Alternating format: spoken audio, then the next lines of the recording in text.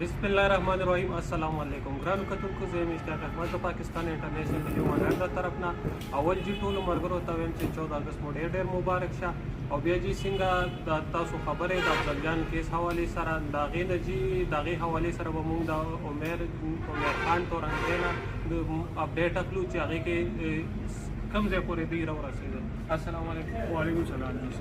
عمر جان تاسو څنګه یاست؟ الحمدلله. عمر جان تاسو د کوم وخت چې دلته راغلی دی سیند ته، دا تاسو کم سټیج پورې ورسېدی؟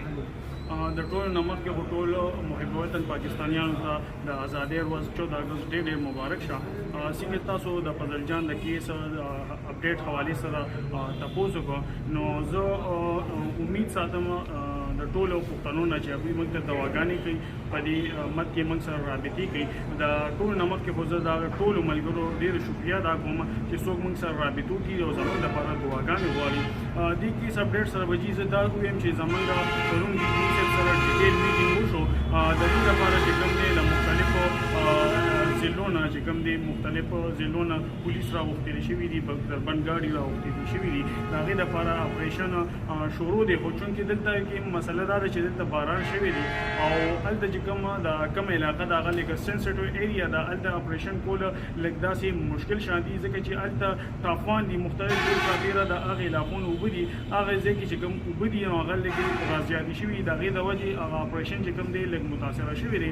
خو چونکې موږ پرون ډي پي او صاحب سره ملاقات وکړو نو هغه موږ ته دا یقین دهاني راکړه چې انشاءالله زر تر زره به چې کوم دی فضل جان د هغې اغواکارو نه بازیاب شي. او امید ساتو د ډي آی جي صاحب نه، د ډي پي او صاحب نه او د سیند پولیس نه چې زمونږ رور زمونږ کشر فضل جان چې کوم دی هغه به زر تر زره د دغې ډاکوانو نه بازیاب کړي.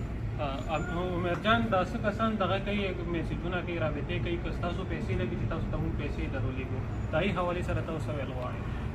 دا ټولو ملګرو ډېره شکریه ادا کوم چې څوک موږ سره په دې دغه کې رابطې کوي او موږ ته مختلف ملګري د پیسو دغه کوي، که فضل جان لپاره څه پیسو دغه پکار وي نو چې موږ خپلو کې ډونیشن وکړو.